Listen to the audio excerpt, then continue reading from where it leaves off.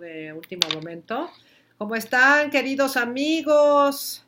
Ya estamos a punto de arrancar un programa súper importante. A ver, ahora vámonos en Face. ¿Cómo están, amigos? Muy buenas noches. Dejen que le voltee la cámara. Ya saben que es mi especialidad. Hoy aquí estamos, ¿vale? Hoy estamos a 21 de junio. 21. Que yo siempre ando perdida en el espacio sideral. A ver, vamos a ponernos que nos veamos ambas. Ahí estamos. Sí. Ahí estamos. Vamos a empezar un tema súper importante, mis niños, que vamos a hablar del abuso sexual infantil, que desgraciadamente es un tema mucho más común de lo que quisiéramos reconocer, saber, y que afecta a tantas y tantas personas. No saben, bueno, yo no atiendo niños, ahorita Meche nos va a hablar de su experiencia, Mercedes Sosa, que nos hace el favor de estar con nosotros. Hola a todos. Ahí vamos, Eli. Pero es impresionante la cantidad de niños abusados que hay. Ahorita vamos a ver si... Muy buenas noches, estimados amigos, ¿cómo están? Estamos en su programa En Positivo aquí en Kiss FM en el 92.7 en Querétaro. Este viernes que está muy caluroso todavía, que ahí viene la lluvia que nos anda correteando, y vamos a hablar de un tema que es sumamente doloroso. Es 21 de junio. Ya se me estaba olvidando la fecha para variar. Y bueno, es un tema muy doloroso del que vamos a hablar, pero que es tan importante que tomemos no solamente medidas correctivas, sino preventivas. Las conductas de riesgo sexual hay que prevenirlas. Y desgraciadamente nuestras cifras no son nada halagüeñas. El abuso sexual infantil es un fenómeno que se da cada vez más. Y les quiero dar números para que se den nada más idea de cómo está la situación. Una de cada 4 niñas y 1 de cada 6 niños es abusado sexualmente durante la infancia o la adolescencia. O sea, ¿se dan cuenta? 1 de cada 4 niñas y 1 de cada 6 niños. El lugar más habitual de abuso sexual es en la familia, como ya lo sabemos y como lo hemos oído otras veces. Más del 30% de las víctimas nunca revela su experiencia a nadie, porque el abuso sexual se vive como una gran vergüenza, se vive con gran miedo y se vive con gran culpa. Más del 30% de las víctimas, como les decía, nunca revela su experiencia, o sea, se vive en secreto y en soledad. La Organización para la Cooperación y el Desarrollo Económico, la OCDE, reporta que México ocupa el primer lugar a nivel mundial en abuso sexual, violencia física y homicidio en menores de 14 años. En México, cada 24 horas son denunciados 80 casos de delitos de abuso sexual, pederastia y hostigamiento sexual. Sin embargo, muchos, la gran mayoría, no llegan a un juicio o una conclusión, porque además es devastador el juicio que hacen para estos chiquitos y luego los abusadores desgraciadamente salen libres bajo fianza o salen libres a muy corto tiempo. El 60% de la pornografía infantil que se produce a nivel mundial sale de nuestro país. Estamos hablando de un problema no nada más sexual, no nada más psicológico a nivel infantil, sino un problema que está hablando de los valores, de la estructura de nuestra sociedad. Es decir, nosotros como sociedad estamos haciendo algo que no está correcto, no estamos formados en valores, hemos perdido nuestros valores, hemos perdido nuestra identidad y desgraciadamente los niños son los que están pagando las consecuencias. Alrededor de 4.5 millones de niños mexicanos son víctimas de abuso sexual. De acuerdo al Fondo de las Naciones Unidas para la Infancia, la UNICEF, México tiene de los presupuestos más bajos para combatir este problema y tan solo el 1% de los recursos para la infancia está destinado a la protección de los pequeños mexicanos contra la violencia, el abuso y la explotación. O sea, ¿se dan cuenta de esto? Entonces, las familias dicen, ¿para qué denuncio? Si no va a haber una consecuencia grave para el agresor. Y luego se revictimiza, ¿no? Sí, no, yo estoy mira, ya ves lo que está pasando, por ejemplo, ahorita en Rusia, que ya la castración química es legal. Pues, perdónenme que se los diga, pero en estos casos, yo soy antiviolencia, pero si no se pone un límite claro a este tipo de personas, esto va a seguir sucediendo. A grandes males, grandes remedios. Esto me enoja de sobremanera. La ONU estima que hay más de 1 millón de pedófilos que están atrapando a nuestros niños a través del Internet. De acuerdo a la UNICEF, después del narcotráfico, la pornografía infantil es de los negocios más lucrativos en el mundo. En 25 de los 32 estados de nuestro país, la pederastia no está considerada como un delito grave. O sea, imagínense, meten a personas porque se roban un pan, años en la cárcel, y no meten a un pederasta en la cárcel. O sea, no inventen, no puede ser. Entonces, bueno, pues vamos a hablar de este doloroso tema con una especialista, querida amiga, extraordinaria terapeuta. De hecho, yo siempre lo digo y lo digo con mucho orgullo, que es de las grandes terapeutas que cuenta nuestro estado, y ella es especialista en niños y en adolescentes. Créanme que paciente infantil o adolescente que yo tengo, más bien, no, yo no tengo, que me piden terapia, lo refiero con Meche porque sé la calidad de terapeuta que es. Es una persona sumamente profesional. Y para mí es un gusto que esté una vez más aquí en el programa mi querida Mercedes Sosa. ¿Cómo estás, amiga? Muy bien, muchas gracias, encantada de estar aquí. Ya sé que es un tema difícil, pero es un tema que tenemos que hablar y tenemos que tomar conciencia todas las personas, padres, de familia y también gente, aunque no tengamos hijos, también porque estamos todos educando y coeducando a nuestros niños y también nosotros debemos protegerlos. Sí. Aquí hay un tema importantísimo que es el de proteger a la infancia y la infancia tiene que ser en nuestro país una zona de paz. Pasa que en la infancia todos los males de nuestra sociedad van y repercuten y es como si fuera una muestra de lo terrible que está todo en el ámbito social, en el ámbito de la delincuencia y de la procuración de justicia. Entonces, el niño es el más indefenso en todo este sistema y es el más vulnerable. Entonces, sí. Aquí sí tenemos que poner muchísima atención. ¿Qué hacer cuando ocurre un abuso sexual? Por ejemplo, a ti seguramente te han llegado casos de niños abusados. Sí. ¿Qué te cuentan? ¿Qué te narran estos niños? ¿Cómo lo viven estos niños? Sí, bueno, todo lo que dijiste al principio es completamente cierto. Casi siempre el perpetrador es una persona cercana. Sí. Tío, vecino, padrastro, primo. Luego hay muchachos muy desorientados, hay adolescentes también muy desorientados que abusan incluso a sus hermanas menores. Sí. Eso ocurre mucho en nuestro país y sobre todo en algunas partes de la provincia. Está completamente tipificado eso, no quisiera aburrir con cifras, pero en la página del Museo de Tolerancia está tipificado por estados, cómo está este delito, de acuerdo a las estadísticas. Claro que digamos que lo que vemos en las estadísticas pues no es tan real, porque ¿cuántas denuncias se hacen? Tú lo decías. ¿Por qué la gente no denuncia? Número 1, por vergüenza, que es lo más fuerte.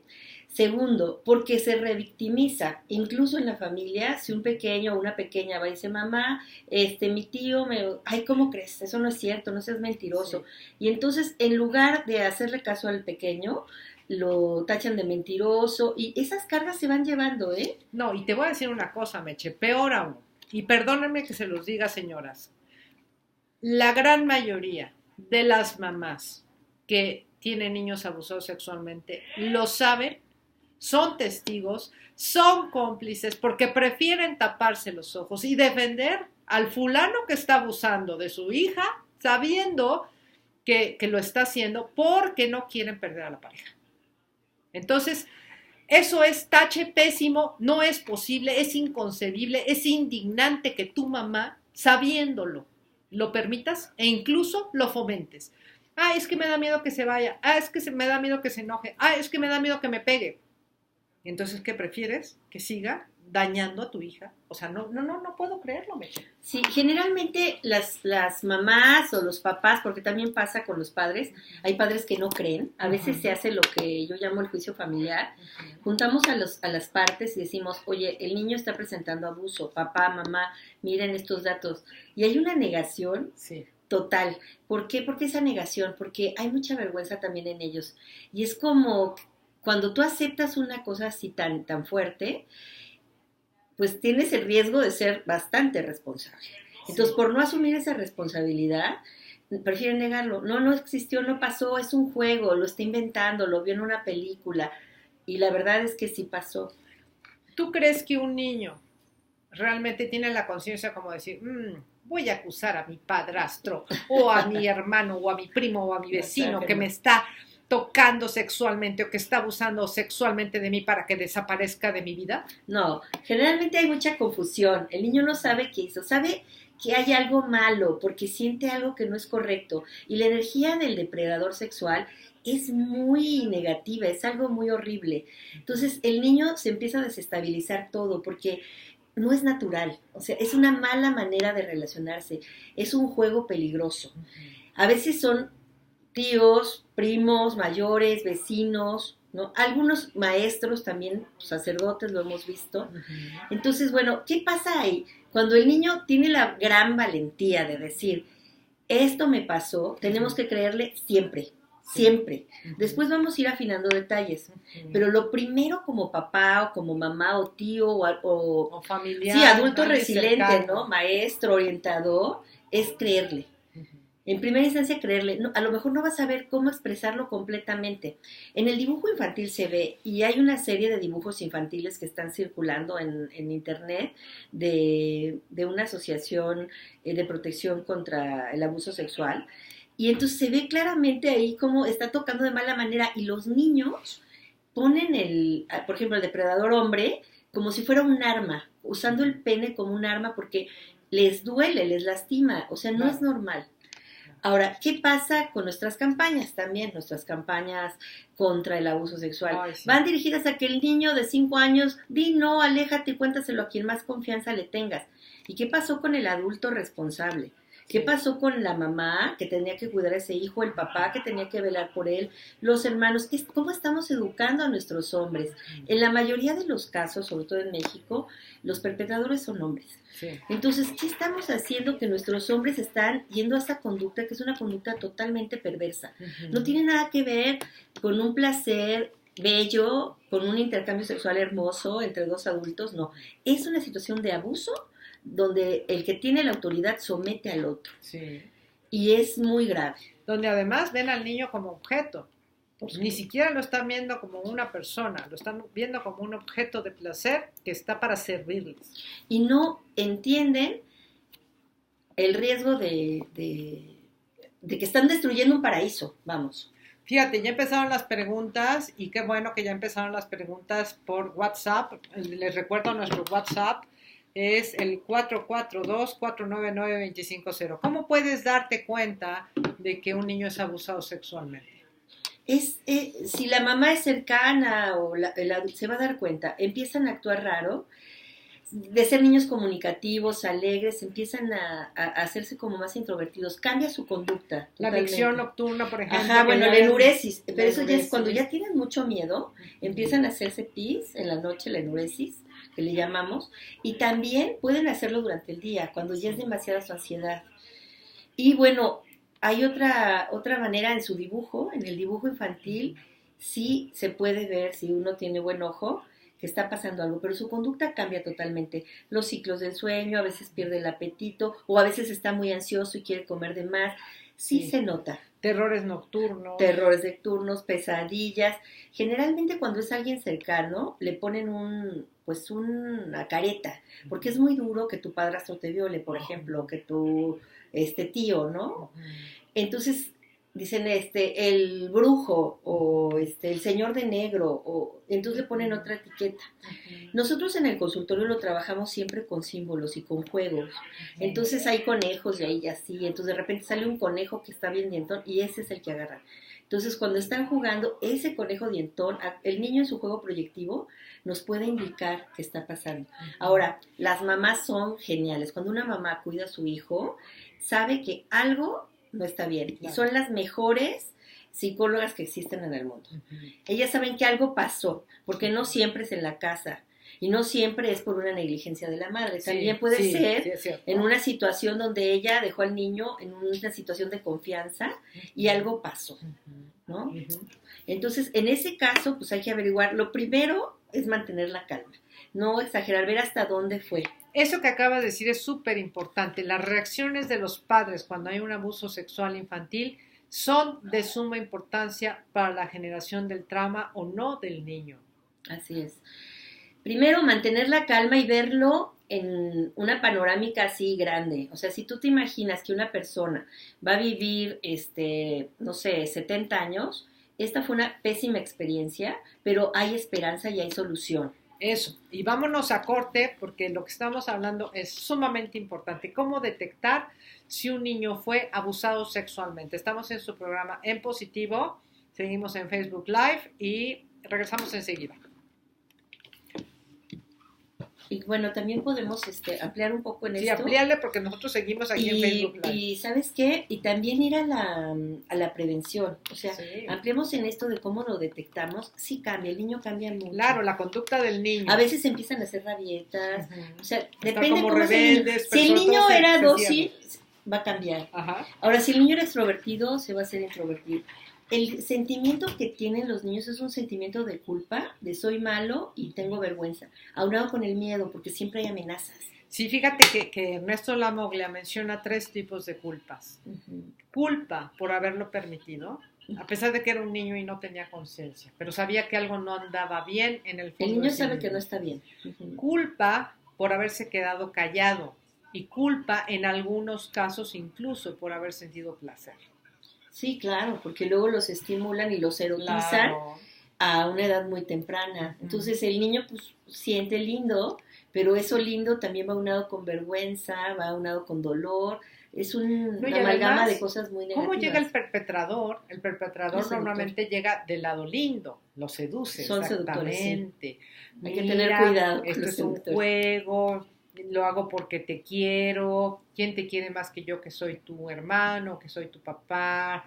O esto no lo puede saber nadie, pero esto es un juego entre tú y yo. Es nuestro secreto. Es nuestro secreto. Va desde ahí hasta, si lo dices, tu mamá se muere. Claro, o sea, o tu hermanito se muere, si tú dices esto. Entonces, ahí va como creciendo, ¿no? Dependiendo del nivel. Y pues ahí es donde tenemos que ver cómo prevenir, para que el niño siente que no está bien, pero para que sienta que tiene todo el derecho a decir no. Uh-huh. Y hay unos, hasta hay uno que se llama, hay una ilustración que los niños dibujan, que están jugando en un patio, y tienen que circular lo que no deben tocar los adultos, uh-huh, o nadie, lo que es privado, lo que es tuyo. Pero eso también lo educamos desde que es un bebé. Sí. El típico, dale un besito a tu tía, dale, sí, siéntale en las piernas. No. Como el no respetar sus límites. No, hay que respetar el espacio físico del niño desde que es un bebé. Uh-huh. Y preguntarle si quiere un besito, sino no obligarlos a que todo el mundo los besuquee, que todo el mundo los manosee, que no. Sí. Para que él sienta que este cuerpo, así como mi cuerpo es sagrado, tu cuerpo es sagrado también. Sí. Y no está para que todo el mundo te toquetee, te pellizque los cachetes, bueno. Ahora, una realidad, Meche, desgraciadamente, que muchas mamás en México viven, en todo el mundo, es: yo tengo que trabajar porque no hay un hombre que esté a mi lado, tengo que dejar a mis hijos en casa de la abuelita, de la tía, de la prima, de la vecina, de la guardería, y pues evidentemente están sujetos a mucho mayor riesgo que en las familias establecidas antaño. Así, sí, porque si la madre sale a trabajar y luego los horarios como están de madres y padres, sí, que no están hechos para padres con hijos, la verdad, ¿qué horarios? De las 9 de la mañana, bueno, a veces son desde las 8, hasta las 7 de la noche, entonces ¿quién va a atender al menor? Sí. ¿Quién lo va a cuidar? Mira, tengo una historia que a mí me impresionó mucho de una niña que ella tenía 5 años, ella era la mayor de 4 hermanitos, ella 5 años. El que se le seguía tenía 3, 2 y 1. Los papás tenían que trabajar, los dejaban encerrados, ella era a los 5 años la mamá de los otros. Ay, tenía que cocinar y encerrados con llave para que no se salieran, imagínate. O para que nadie entrara. Para que nadie entrara. Entonces, bueno, que los protegieron de un abuso sexual, sí, pero pues también tenían otras implicaciones, ¿no? Sí, y ahí lo que decías al principio, ¿cuánto está dispuesto a invertir nuestro gobierno en la protección de la infancia? Ya llegamos, ya regresamos a su programa En Positivo y bueno, estamos en un tema súper doloroso que desgraciadamente viven demasiadas personas en nuestro país. Meche atiende niños, yo atiendo adultos, yo atiendo ya las secuelas. Y a mí me ha tocado escuchar cada rato a personas sumamente dañadas en la etapa adulta por estas experiencias no resueltas del pasado, por estos abusos no resueltos, porque Si ahora no se habla, antes menos. Entonces, ¿cómo lo vive una persona? ¿Cómo vive una persona el abuso sexual? Lo vive evidentemente como este gran secreto doloroso que no quiere que nadie sepa, pero que causa efectos a nivel físico, a través de enfermedades y síntomas, causa trastornos a nivel sexual, puede causar una hipersexualidad o por el contrario, problemas de frigidez o anorgasmia, problemas para relacionarse con las personas porque no ponen límites, porque sus límites fueron invadidos en todos los sentidos. Cómo se creen con tan poca cosa, tan poco valiosos, porque crecen con esta vergüenza tóxica y esta culpa tóxica y este miedo en las relaciones a volverse a mostrar vulnerables. Entonces, a ver, Meche, cuéntanos, estamos hablando de cuáles son los síntomas para que haya un abuso sexual. Bueno, ya vimos que hay cambios en el niño o la niña, hay cambios completamente de conducta. Generalmente se altera, si es un niño que es tranquilo, a lo mejor puede empezar a desarrollar mucha hiperactividad o hacer berrinches, o si era un niño alegre y angelado, a lo mejor se hace tímido, reservado. También el sobrepeso es un indicativo. Sí. Empiezan a protegerse como con capitas de peso, pueden empezar a comer de más, como haciendo estas capitas de protección. Uh-huh. Hay muchos datos, la enuresis que ya decíamos, el que se hacen pipí en la noche, pesadillas, terrores nocturnos. A veces hay ataques de ansiedad diurnos, que los niños dicen, no quiero salir, o a casa de mi abuelita, no, a casa de mi abuelita. Y entonces hay que poner mucha atención en esas pequeñas cosas. ¿Cómo o no no quiero ir con mi tía, sí. ¿Cómo no está? Sí, ¿no? Y yo tuve un caso hace muchos años que fue muy doloroso porque era un abuelito con discapacidad y ya había abusado como a 3 de los nietecitos. Era una persona enferma, obviamente. Casi todos los depredadores son personas enfermas. Entonces tienen que curarse su enfermedad, pero lamentablemente no están conscientes del daño que causan. Entonces cuando la familia se entera, la familia, híjole, hizo casi un juicio así, ¿no? Familiar, y fue muy doloroso, pero también fue como para ellos muy bueno enfrentarlo con verdad y decir sí pasó, sí es, y explicarle a los niños, disculpen a su abuelito, está enfermo, pero así retiraban al abuelito, ¿no? Claro. Ya nada más salúdenlo de lejitos, porque pues era una persona que tenía una demencia senil, estaba en silla de ruedas, o sea, pero cuando pescaba un nietecito, se lo pescaban, o a nietecita, ¿no? No reconocía. Entonces era algo muy doloroso, y me acuerdo mucho una frase que me decía, lloraban y lloraban los papás, y yo decía, ¿qué pasa? Me decía, es que me da vergüenza mi familia. Nunca hubiera querido que esto pasara. Entonces, a veces por esa vergüenza tóxica, que es lo que tú dices, no solucionamos o no damos un paso más allá. Y en esta etapa fue decir, pues sí fue vergonzoso, ya pasó, es una experiencia muy negativa, pero están ustedes que pueden hacer que estos niños salgan adelante y que queden una mala experiencia. Y entonces de ahí a cuidarse ustedes, que no vuelva a pasar, porque es lo que tú dices. Hay víctimas de abuso en la infancia que se van revictimizadas y ellos mismos se ponen en esas situaciones de vulnerabilidad, sí, con parejas, con jefes, en situaciones del trabajo, que son abusados. Son abusados. De alguna u otra manera en sus relaciones. Eso es tan común. Ajá. Sí. Y tienen relaciones también de codependencia muy sexual. Abusivas, sí. Muy abusivas. Entonces, es importante ver que el daño pues va muy profundo si no se hace nada. Sí. Y también concientizar, por ejemplo, en la parte legal, que debe ser un delito que esté completamente tipificado, sí, y que esté completamente... Y que no haya ni fianza. Ajá, que haya un castigo, sí, que haya cárcel acompañado de un tratamiento psicológico intenso. Pero volvemos a lo que decías, ¿cuánto presupuesto hay para eso? ¿Cuánto presupuesto hay para atención a víctimas? ¿Y cómo es esa atención? Que muchos no denuncian, todo se queda a veces en el consultorio, porque si denuncian es horrible. El Ministerio Público, no es cierto, hay tanto para esto, si nada más lo tocó así, si ni le hizo nada. O sea, cosas así que oímos que dicen a veces minimizan. Sí, minimizan, ridiculizan, y también desde una parte como muy abusiva también del sistema judicial. Entonces se tiene que formar cuadros que traten a las víctimas con respeto y con confidencialidad y también con ética, ¿no? ¿Qué decía? Dicen, Eli, ¿quiénes son los que tienden más a abusar, hombres o mujeres? Miren, definitivamente es más hombres. Sí hay mujeres, y cada día hay más mujeres también, pero es un tema más masculino. ahorita les voy a dar las cifras. Dejen que lleguemos a un anuncio y se los voy a buscar los datos de relación hombres-mujeres, pero sí es bastante más. Sí, es bastante más los hombres. Por eso decía que nosotros también estamos educando hombrecitos en casa, ¿no? Entonces hay que educar en eso, decir, la Ahora, persona...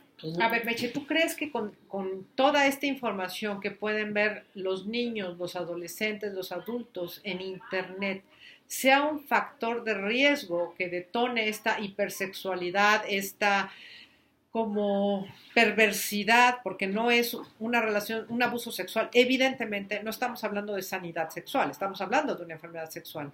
¿Tú crees que tenga que ver? No sé, fíjate que esa es una muy buena pregunta. No sé, porque exactamente el pervertido no tiene una sexualidad adulta. Este es el tema en él, esa es su enfermedad. Un pervertido sexual no puede relacionarse con un igual, con un adulto, por alguna circunstancia. Puede ser su historia de vida, también que sufrió abuso, maltrato, en mil cosas, a veces psicosis, tiene otras enfermedades paralelas, esquizofrenia, demencia, en fin. Entonces, esta persona de por sí está mal y no puede relacionarse con un otro adulto. Por eso es que le llamamos perversión, porque si no fuera perverso, podría tener una sexualidad adulta normal y tener una relación consentida. O sea, él tiene que tener una relación de control. De control y de abuso, y no puede con un adulto, tiene que ser con un niño. O sea, tiene que haber esa manipulación. Se quedó fijado en alguna etapa de su desarrollo psicosexual y ahí es donde está reproduciendo eso. O sea, es un enfermo. Sí es un enfermo, pero no por eso es menos responsable. Ah, claro. Y este es el tema claro. que a nivel jurídico tendría que ponerse muy en claro. O sea, sí, que eres enfermo, pero se dan cuenta de que están haciendo sus actos. En España ahora les ponen unas pulseras y los tienen localizados a los depredadores sexuales. Ah, qué buena onda. Y saben en dónde viven y todo. Y luego la gente dice, es que aquí vive cerca de mi casa, me voy a cambiar. Sí, ¿no? que los tachen. Si los tachan socialmente, los tienen tachados. Y esto, cuando los dejan salir de la cárcel, es porque ya tienen un proceso. Y de por vida los están vigilando, porque a veces esto no se cura, no es tan fácil. Entonces, hay una parte de la humanidad que, qué como bueno tú que decías, dices esto, a ver. Ay, pues si es un ser humano, está enfermo, hay que reeducarlo, pero a veces no se reeduca, ¿eh? Eso, a ver, ¿cómo puede reeducarse una persona que ya tiene un tipo de trastorno así? ¿O qué hace que se pueda reeducar? No, tiene que ser un tratamiento muy fuerte y por eso te digo que depende del trastorno, porque generalmente hay un trastorno paralelo. O sea, no solamente es que sea un perpetuador sexual, sino que hay esquizofrenia, psicosis, o sea, hay otra cosa. Bueno, es complejo. Si es esquizofrenia o psicosis, eso nunca se va a quitar. No, tiene que tener un tratamiento como integral, pero pues se tienen que dedicar recursos a eso también. No. O si no, mantenerlos encerrados, porque pues, si salen, vuelven a delinquir, y ese es el problema. Y luego hay algunos que delinquen y cuando salen dicen, pues ahora más. Ya estuve 6 meses porque es creo que la pena máxima y ya, bueno, ahora voy a seguir haciéndolo. Y tú les preguntas cómo está, voy a seguir haciéndolo. Me acuerdo de un tipo que salió en las noticias que mataba a las niñas. ¿Se acuerdan? Fue algo horrible en la Ciudad de México, horrible. Y el tipo lo entrevista y con una sonrisa dice, sí, me voy a ir a la cárcel, sí lo hice, sí las partí en pedacitos. Y lo voy a volver a hacer, porque se están respirando mi aire, decía. Entonces, esa es una psicopatía y es una enfermedad tremenda, que eso no se va a curar con 6 meses de cárcel. No, eso no se cura. Bueno, él ya se va a quedar de por vida, porque fueron no sé cuántos homicidios. Pero imagínate. Sí, no terrible. Entonces, ¿qué haces con eso? Fíjense, ¿qué actividades se consideran abuso sexual? Manoseos, frotamientos, contactos y besos sexuales, coito interfemoral, es decir, que le metan la mano en las piernas, penetración sexual o su intento por vía vaginal, anal o bucal, aun cuando se introduzcan objetos, el exhibicionismo y el voyerismo, actitudes intrusivas sexualizadas como efectuar comentarios lascivos e indagaciones inapropiadas acerca de la intimidad sexual de los pequeños, la exhibición de pornografía, en ocasiones disfrazada como educación sexual, instar a que los niños tengan sexo entre sí o fotografiarlos en poses sexuales, contactar a un niño vía internet con propósitos sexuales. Vamos a ver, ahorita que regresemos del corte, las 10 señales de alerta para que estén alertas, papás. ¿Ok? Regresamos enseguida a su programa En Positivo. Y bueno, pues también tenemos todo lo que qué podemos poca hacer. madre, ya estoy prendida, Meche. ¿Ya te prendiste? Ya me prendí. Tráigate. Híjole, es que eso, no, Que bueno. te traigan el ponche. Mira, les voy a contar aquí, vino hace poco una amiga en común de nosotros que ella lo platica y platica de su experiencia en frente de todo el mundo, incluso lo platicó aquí en el programa, por su propia experiencia. Ella fue abusada sexualmente cuando era niña por un tío, por un familiar, no me acuerdo si fue tío, pero reiteradamente. Y entonces, como consecuencia de eso, ella empezó a comer y pues tuvo un sobrepeso terrible. Cuando ella se hace terapeuta precisamente para sanar esta situación. Y al paso de los años, ella tiene una regresión y en esta regresión resulta que ella había sido la abusadora de la persona que la abusó en esta vida.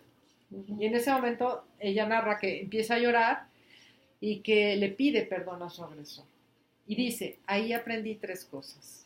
Que no puedo abusar de mí, que no puedo abusar de otros y que no puedo permitir que nadie abuse de mí.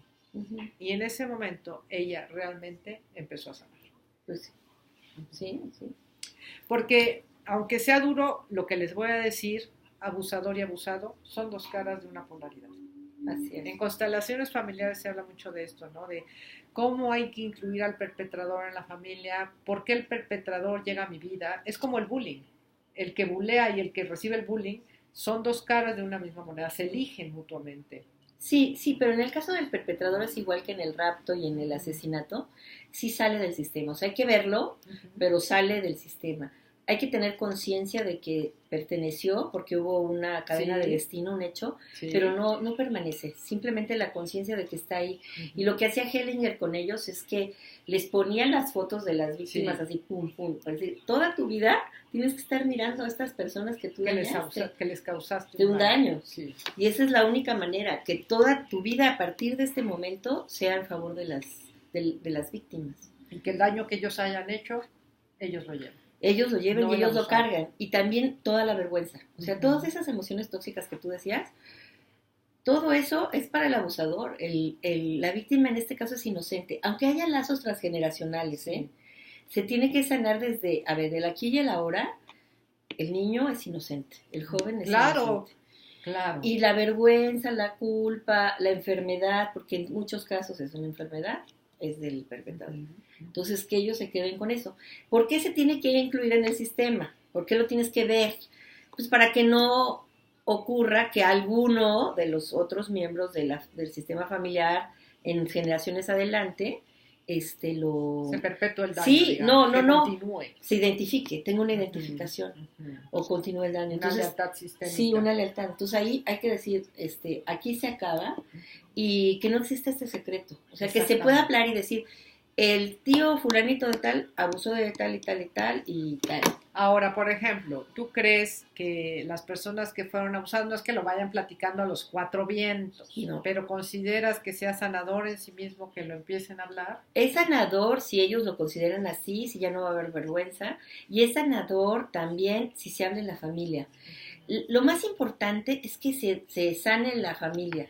Se sane primero a la persona y luego en su sistema. Y que si hay, por ejemplo, estos secretos, que se abran los secretos. Porque entonces sí, como tú dices, se continúan en generaciones tras generaciones de víctimas y más víctimas. Y a lo mejor no necesariamente va a ser que se perpetúe por un abuso sexual, pero a lo mejor se va a mantener por un abuso físico o por un abuso verbal. Sí, a veces se transforma, sí. Sí, pero permanece esta forma del abuso, ¿no? Sí. Sí, puede ser así. Puede ser que se derive, ¿no? Exactamente.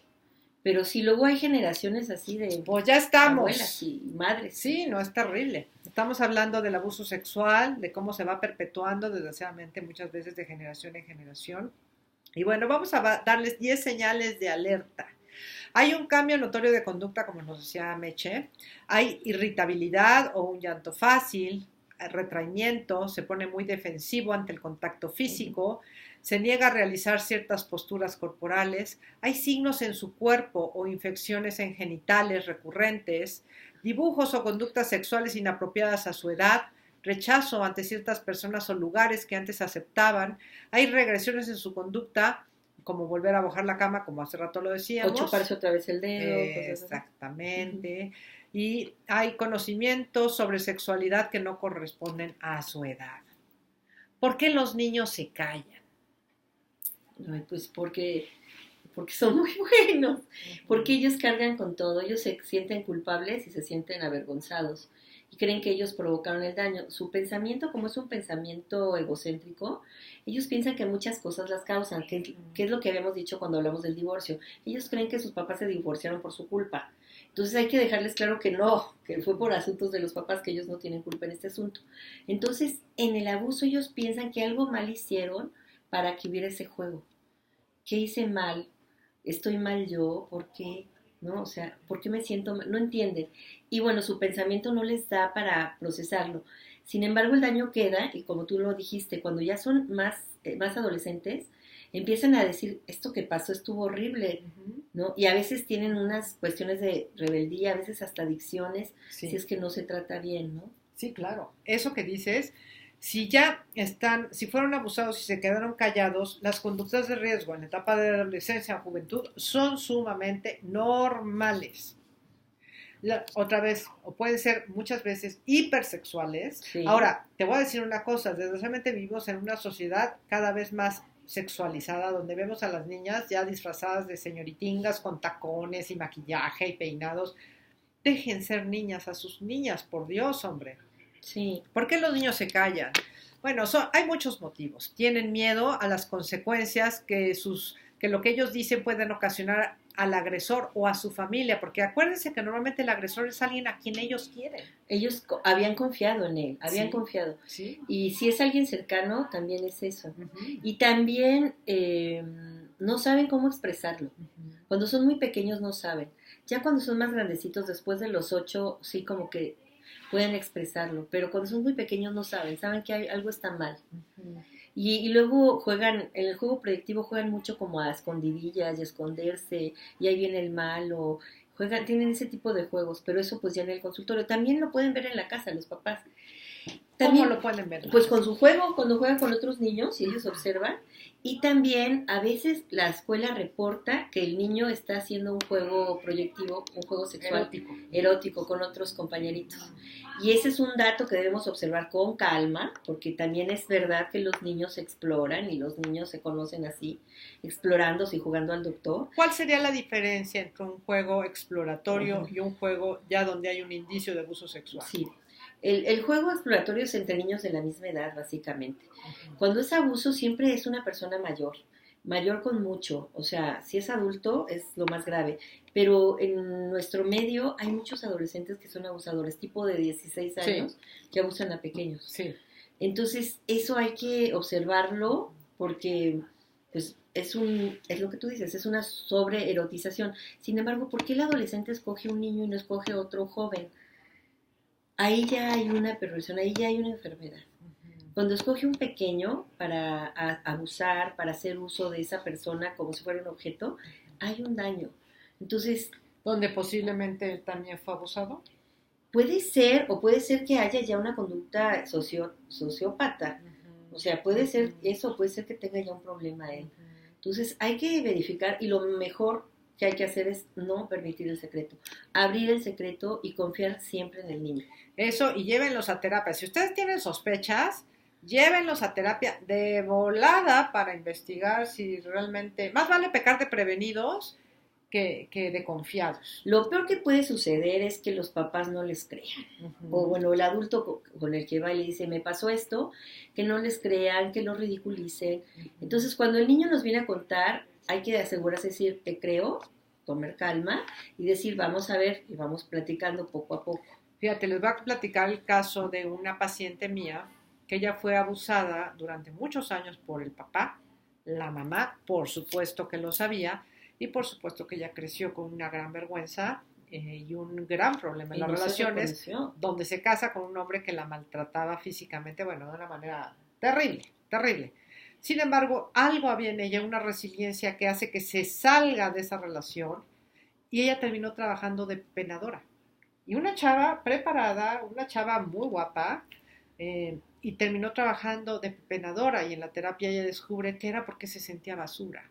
Sí, así empezó ella a estructurar su identidad. Exactamente. Por eso es tan importante que en los primeros años el niño sienta que tiene el apoyo de los padres para estructurar esa identidad, que su cuerpo es de él, no es tampoco de mamá ni de papá, y mamá, bueno, puede tener acceso en cuestiones de higiene, nada más, y ya desde que tiene como 3 años, él tiene que empezar a hacerse su higiene y también saber qué partes sí pueden tocar los demás y qué partes no. Exacto. Ese es el primer momento. Y decirle, te confiamos en ti, si alguien te toca de mala manera o te toca estas partes, te digo que está como de los puntos, no lo permitas y dinos, y si pasa esto, aquí te vamos a apoyar y te vamos a escuchar.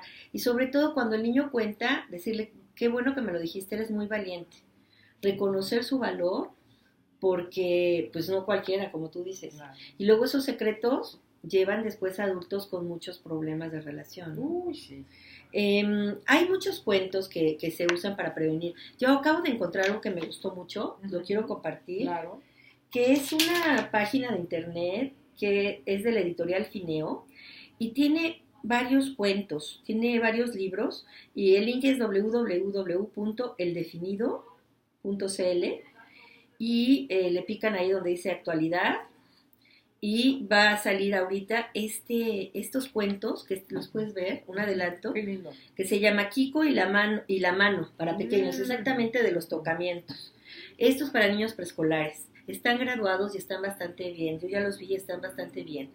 Ojos verdes para 6 a 12 años, que ya habla de, a ver, cuídate y denuncia y abusado, pon atención. Y La grita muy fuerte, que es de 6 más.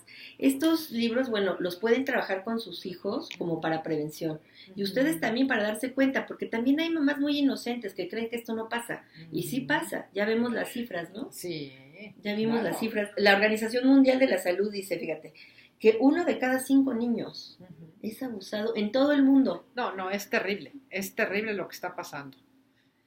Y bueno, pues fíjense, ya nos vamos a nuestro tercer corte, bien rápido, este programa se nos está yendo, siempre que vienes a programa se nos va muy rápido, Meche, ¿qué onda? ¡Ah, 2!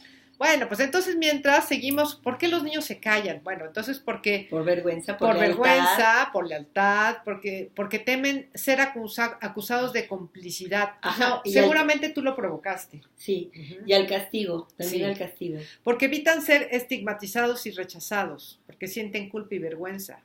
Muchas veces el padecimiento sufrido se suma a otro ya vivido en casa. O sea, por ejemplo, si son abusados físicamente, verbalmente en casa, sus límites han sido rotos en todos los sentidos. Sí, también hacemos víctimas. Con una mala educación, una mala crianza, se puede hacer víctimas a los niños en el hogar y presas fáciles para depredadores. Sí. Entonces, estas cosas de cállate, obedécete y punto, o porque lo digo yo y no hay más, poner límites de esta manera, donde vulneran todos los derechos de los niños, también los hace como que sean inoperantes para después defenderse a sí mismos, ¿no? Sí, eso. Y otra vez, papás, muchos de ustedes o muchos de nosotros cometemos el error de pegarles a nuestros hijos, de humillarlos, de decirles eres una gorda, eres una inútil, eres una fea, tú no sirves para nada, por tu culpa yo sigo con tu papá, tú me haces infeliz, tú no debiste haber nacido. Comentarios de ese tipo que muchas veces los decimos para chantajear a nuestros hijos, para hacerlos sentir culpables, pero con eso no nada más estamos rompiendo la autoestima de nuestros hijos, sino los estamos invitando a que sean abusados posteriormente por otras personas. Y también la obediencia ciega, que obedece a tu tía, obedece a tu tío, obedece al padrecito. No, o sea, la obediencia es un valor, pero siempre y cuando no dañe nuestra integridad física, emocional y psicológica. O sea, tú puedes decir, sí, obedezco las normas de tránsito, ¿no? Porque eso es para bien de todos. Obedezco las reglas de la casa, porque si dejo la ropa tirada va a ser esto un caos. Pero eso es algo que me beneficia a mí y beneficia a los demás. Yo no puedo obedecer algo que va en contra de mí mismo. Y esto es muy importante que los niños los tengan, porque esa educación en la obediencia que a veces en algunos pueblos se tiene, usted obedezca a sus mayores. Y usted cállese, no tiene derecho a hablar si está hablando su mayor. Entonces al niño le quita toda posibilidad de defensa. Sí, eso es terrible. Bueno, pues vámonos a nuestro último corte. Regresamos enseguida a su programa En Positivo.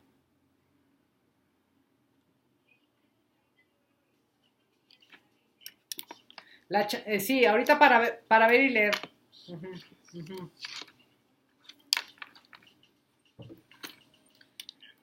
Nos quedamos así, sin aliento. Es que Sí. es un tema súper fuerte, sí, Súper es muy polémico. y muy complejo porque tiene...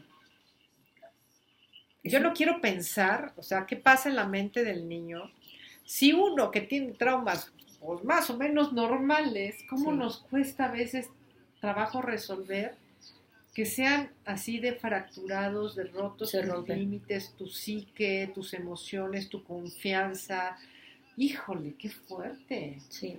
¿No? Sí, y sobre todo lo más terrible que yo he encontrado es ya cuando van y lo denuncian que no les crean los papás. Sí, Y es una crisis de confianza y ese dolor les queda hasta la vida adulta. O sea, no me creyó, ¿no? No me creyó y sigue sin creerme. Me dice, soy adulta, le digo, mamá, mi tío era así, así, así. Ay, no, ¿cómo crees? No estás inventando cosas, o sea, no quieren saber.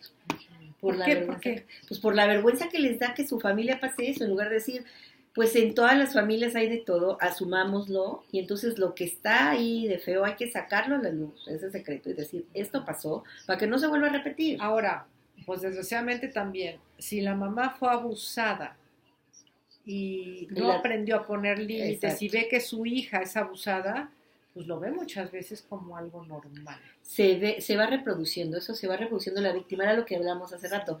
Pues hay cadenas de destino de abuela, hija, nieta, que están con la misma victimización, ¿no? Se encuentran un depredador y viven el evento, y dices, ¿por qué? Si ya lo vivió tu abuelita, ya, dile abuelita, hazte cargo ya, yo ya no, ¿no? Que es un poco entregar lo que tú decías, entregar al sistema y decir, yo ya no lo tengo que vivir, ¿por qué? Pero entonces la abuelita tendría que hacerse consciente y el sistema familiar tendría que hacerse consciente de eso. Claro, y luego hay casos que ponle tú que no son familiares. Tuve el caso de una chava que ella va a la tiendita y un tipo pues, sí. la introduce en la tiendita y la abusa, pero de una manera sumamente brutal. Que luego llegaron otros tipos también. Y entonces ella la amenazan con que si ella dice algo matan a la mamá y se queda callada con el trauma y con el dolor y con las heridas y con todo, ¿no? Y bueno, no hay que creerles a los depredadores, no hay que quedarse callados. La única forma de protección, además de la prevención, es la denuncia. Sí. La denuncia es muy importante en todos los niveles. Si se va a hacer una denuncia legal, cuando es más fácil cuando es una persona fuera del sistema de la familia. Y si no se puede hacer legal porque es el primo, por lo menos familiar, y que todo el mundo sepa que es como ponerle sí, la... que lo señale. Ponerle la... No, esto de las pulseras en España me parece fabuloso, ¿eh? Sí, el grilletito en sí, que ya estén estigmatizados. No, porque son peligrosos y se han dado cuenta que reinciden. O sea, no es porque sea un capricho, es que ellos reinciden. Entonces sí son un peligro para la sociedad. Sí, porque es una patología. Y jamás va a tener que trabajar, jamás va a poder trabajar. Ni en una escuela, ni en un equipo deportivo, ni en ningún lugar donde haya niños y adolescentes. Jamás. Eso también. Entonces, bueno, a lo mejor puede trabajar en una oficina, en un lugar donde no tenga relación alguna con niños y adolescentes. Porque si no, está en un lugar, por ejemplo, muchos casos que pasaron de maestros de educación física o coaches o entrenadores de tenis, tienen un poder enorme sobre las... Y los papás los dejan, los papás dicen, ay, sí, hazle caso a tu coach en todo, ¿no? Desde la alimentación hasta todo. Entonces deslindan su responsabilidad y son adultos con mucho poder, pero no con el mismo amor ni el mismo cuidado a los niños. Fíjate, cuando mis niños eran chicos, en la escuela de monjas, había un maestro de música que tenía fama de que hacía tocamientos, ¿no? A mis hijos, afortunadamente, no les tocó con él. Porque si ya tiene fama, bye, ¿no? Es lo que tú dices, ¿qué hace ahí? ¿No? Y el maestro sentaba a las niñas en sus piernas, que tú dices, a ver, monjas, ¿qué están pensando, no? ¿Por qué permiten este tipo de situaciones? No, él es incapaz, ¿cómo creen? Él tan buen maestro, tan buena persona. Sí. Pues sí, pero está tocando tus niñas y tú eres cómplice de que esté tocando tus niñas. Si no denuncias, eres cómplice en todos los casos, ¿eh? Claro. Entonces, yo tuve otra experiencia también aquí en Querétaro de un maestro de básquet o algo así en una escuela de monjas. Y la monja fue súper, cuando recibió la denuncia, dijo, voy a observar, vi una clase, todavía no pasaba, pero ya se veía, ¿ves? La seducción y que les tocaba a las niñitas. Y inmediatamente lo despidió. Y ya entramos a su programa en positivo y estamos en Para Ver y Leer.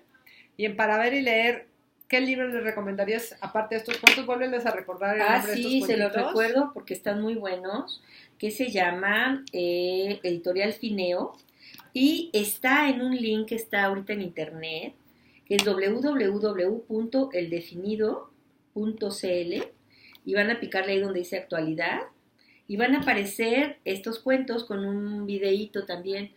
Kiko y la mano para pequeños de preescolar, Ojos Verdes, que es de 6 a 12 años, y Estela grita muy fuerte, que es de 6 más.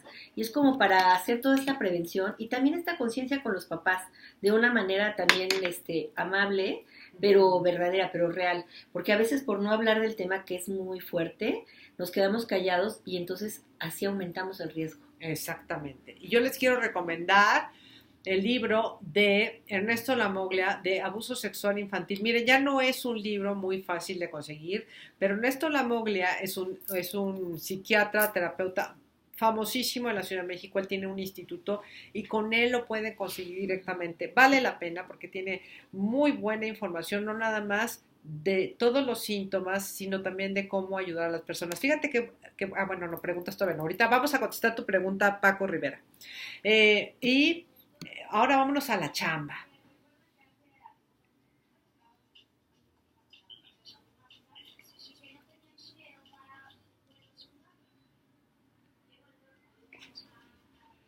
Bueno, en la chamba, yo les puedo hablar de mi experiencia con adultos.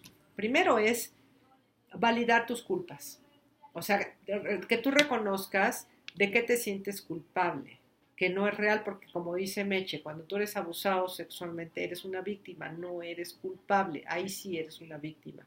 Entonces el hecho de que tú reconozcas que Tu a inocencia. lo mejor tu inocencia... Cuando dices eres inocente, sí, la persona sí, suelta mucho peso. eso, que sanes tu vergüenza también, Uh-huh. que te des cuenta de que tú te juzgas mucho y cómo abusas tú de ti también a partir de esa situación, y que abusas a lo mejor a través de alcohol, drogas, entrar en relaciones de abuso, permitir muchas cosas que no te gustan. ¿Cuáles han sido las consecuencias a partir de este abuso? ¿Cómo no pones los límites? Y que te atrevas a empezar a poner límites, que primero te cuides a ti. Evidentemente, si no lo has trabajado en terapia, urge que lo vayas a trabajar en terapia, porque eso te va a liberar, que puedas perdonarte, aunque tú no tienes nada que perdonarte, pero desgraciadamente pues así lo viven, con mucha culpa, y que perdones también a las personas involucradas y sobre todo muchas veces a los familiares, A los familiares que no creyeron. que no creyeron, no por haberlo fomentado o permitido incluso, ¿no? ¿Algo más que quieras incluir? Sí, yo creo que hay que profundizar, lo que tú dices está perfecto, profundizar en esta emoción tóxica que quedó. Le decimos emoción tóxica residual porque es lo que quedó después de esta pésima experiencia. Y también que en los niños intentemos de que sea una experiencia, que no sean experiencias repetidas. Sí. Porque la negligencia y la falta de observación de los padres o de los cuidadores hace que estas sean experiencias repetidas. Uh-huh. Y no es lo mismo sanar una mala experiencia que sanar años de abuso. Uh-huh. O sea, la profundidad del trabajo tiene que, pues es correspondiente. Y a veces, como tú dices, se rompen de mil maneras las personas y no es tan fácil después sanar, aunque siempre hay una esperanza. Uh-huh. Yo creo que otra cosa que es muy importante es que aprendamos a visualizarnos nosotros como papás y enseñemos a nuestros hijos como que nuestro cuerpo es sagrado y que nuestro espacio físico no está a disposición de todo el mundo. Uh-huh. Entonces, esa parte de la conceptualización de mi cuerpo, yo habito mi cuerpo, yo soy mi cuerpo, yo tengo mi cuerpo, y eso habla del autocuidado y de la autoestima. Eso, y papás, cuiden a sus hijos, por favor.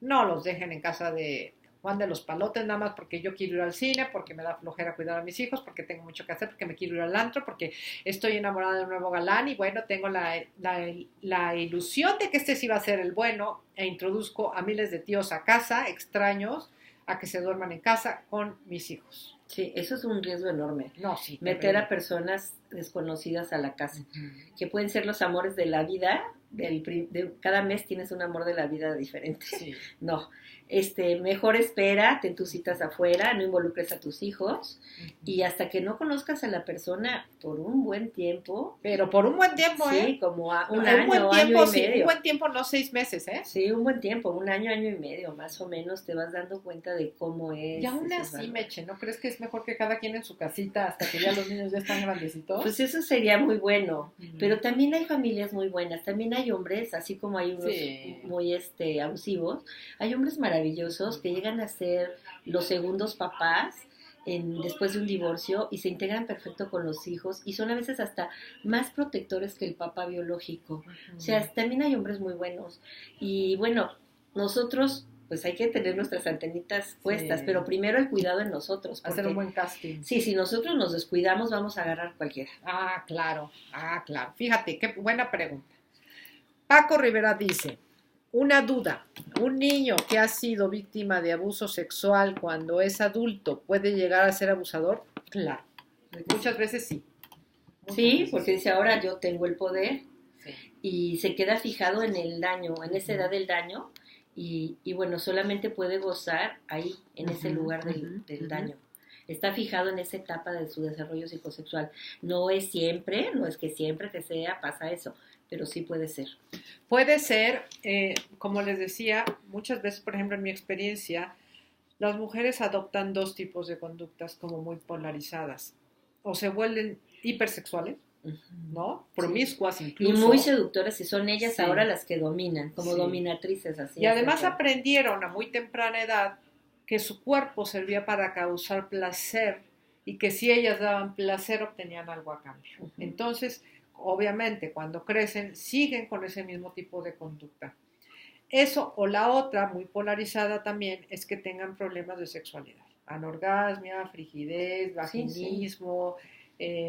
Pues que no quieran saber nada, ser asexuales completamente. Nada del tema. Exactamente. Bueno, entonces dice, ¿cuál es la responsabilidad de un profesional que no comenta el periodo que tienen las víctimas para denunciar? ¿Cómo? Sí, cuando un profesional lo sabe pero no lo denuncia. O sea, como un terapeuta, como la policía, como el maestro, como quién. Sí. Sería bueno que nos aclararas a qué te refieres, Marta Patricia, con lo del profesional. Sí. Por ejemplo, si es un maestro que sabe que está abusando a otro maestro y se queda callado, es cómplice, evidentemente. Si tú como terapeuta del niño te quedas callado y no le dices a los papás que está siendo abusado el niño, pues también. En el caso de la psicoterapia por la confidencialidad, son los padres los que denuncian. Para mí eso sería como una arrogancia, querer denunciar un hecho así. Sin embargo, si yo como pedagoga estoy trabajando en una organización, ahí sí lo tengo que denunciar. Claro. Pero en esa figura, si yo estoy en esta organización de atención a víctimas, si yo sé, ahí lo tengo que denunciar. En mi rol como ciudadano civil, si yo soy testigo de algo así, tengo que denunciar, por lo menos por su denuncia anónima. O sea, sí hay una responsabilidad y el que se calla es cómplice. Claro. Ahora, si por ejemplo, otra vez, tú eres el terapeuta del niño y te quedas callado porque dicen, no, es secreto de terapia, pero pues sí es un niño. No, pero a los papás. Exactamente, en terapia los secretos son, si va en riesgo su vida, su seguridad y la seguridad de otros más, porque a veces hay niños que hacen unas travesuras que ya no son travesuras, sino que ya son daños. Entonces ahí rompes la confidencialidad. En niños menores de 14 años, pues se les platica todo a los papás del proceso. O sea, el proceso va así, y si vemos, pues se trabaja, porque no es fácil. Más o menos necesitas unas 5 o 7 citas para darte cuenta si esto es verdadero, o a lo mejor si fue nada más un evento aislado, o que vi una película, ¿no? Yo me doy cuenta a veces que digo, a ver, pongo todos mis sentidos, ¿no? Y resulta que no, que el niño está así porque le pusieron los primos mayores Chucky 2 o no sé qué y se súper traumó, ¿no? Y entonces, a ver, espérate, es esto. Y entonces pregunto a la mamá, oye, mira lo que aparece en su dibujo, ¿quién sabe qué es esto? ¿Qué es esto? Ay, es que lo dejé con sus primos y pusieron esto. Y le dije, bueno, tú por favor, indaga, pregunta, ve. Y yo a los papás de niños pequeños les enseño todo este material de prevención del maltrato. Se nos acabó el tiempo, no puedo creerlo. Híjole, Meche, nos faltó mucho que hablar, tienes que regresar. ¿Quieren que regrese, Meche? Evidentemente, evidentemente. Bueno, aquí está nuestro especialista de niños y adolescentes. Pronto la tendremos con otro gran tema. Y bueno, ha sido un placer verte, Meche. ¿Dónde te pueden contactar? Pues en mi correo electrónico, para mí es lo más seguro y lo más fiable, y es mercedesangelicasosa@gmail.com. Y también la pueden encontrar en Facebook. ¿Cómo estás en Facebook? No. ¿Ya no? Solamente estoy en para mail. Sí, okay. En redes privadas. No estoy en Muy bien. Y bueno, yo les quiero dar en los avisos parroquiales. Acuérdense que el próximo sábado 29 de junio, mis amigos de la Ciudad de México están cordialmente invitados a la presentación de mi libro en el Casino del Valle. Es un evento gratuito con un brunch delicioso. Van a ir unas personalidades, van a ver. Va a estar de lujo. Para reservar, por favor, al 442-322-1451. Ya me quedan unos cuantos lugares, o sea que apúrense. Y también va a empezar el diplomado de Empowerment aquí en Querétaro. Y también va a ser la certificación del método 01 en México. Entonces, para mayores informes, 442-322-1451, maema27@hotmail.com y www.elimartinez01.com. Nos vemos la próxima semana con otro súper tema. Chao. Chao. Ay, Meche, ya me quedé prendida. Ya te quedaste. Ya me quedé. No, es que yo quiero ahorcar a más de 2. No, pero no generes esa energía, porque eso nada más la reproduce. Ya lo sé, y no voy a hacer nada, pero ¿a poco no enoja? Yo no podría trabajar. Tengo amigas que trabajan en los